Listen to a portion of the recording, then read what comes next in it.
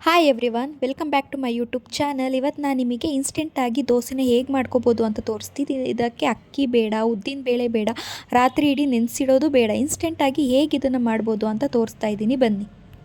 ಇದನ್ನ ಮಾಡೋಕ್ಕೆ ನಾನು ಒಂದು ಮಿಕ್ಸರ್ ಜಾರ್ಗೆ 2 ಕಪ್ ಆಗೋಷ್ಟು ಬಾಂಬೆ ರವೆ ತಗೋತಾ ಇದ್ದೀನಿ. ಅದರಲ್ಲಿ 1 ಕಪ್ ಆಗೋಷ್ಟು ಮೊಸರು, 1 ಕಪ್ ಆಗೋಷ್ಟು ನೀರು, 1 ಕಪ್ ನೆನೆಸಿರೋ ಅವಲಕ್ಕಿನ ಹಾಕೋತಾ ಇದ್ದೀನಿ. ಇದನ್ನು ನುಣ್ಣಗೆ ರುಬ್ಕೋಬೇಕು. ಇದನ್ನು ರುಬ್ಕೊಂಡಾದಮೇಲೆ ಒಂದು ಬೌಲ್ಗೆ ಸರ್ವ್ ಮಾಡ್ಕೋತಾ ಇದ್ದೀನಿ. ಒಂದು 5 ನಿಮಿಷ ಈ ಮಿಶ್ರಣನ ಹಾಕಿ ರೆಸ್ಟ್ ಮಾಡೋಕ್ಕೆ ಬಿಡಬೇಕು. 5 ನಿಮಿಷ ಆದಮೇಲೆ ಇದಕ್ಕೆ ಸ್ವಲ್ಪ ಉಪ್ಪು, ಸ್ವಲ್ಪ ಈನೋ, ಸ್ವಲ್ಪ ನೀರು ಹಾಕ್ಕೊಂಡು ಚೆನ್ನಾಗಿ ಮಿಕ್ಸ್ ಮಾಡ್ಕೋಬೇಕು.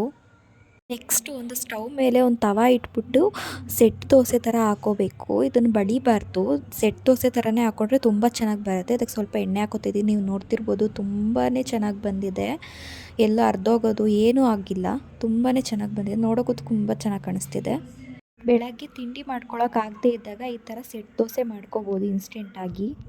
ನೀವೊಂದ್ಸಲ ಟ್ರೈ ಮಾಡಿ ಹೇಗೆ ಬಂತು ಅಂತ ಕಮೆಂಟ್ ಮಾಡಿ.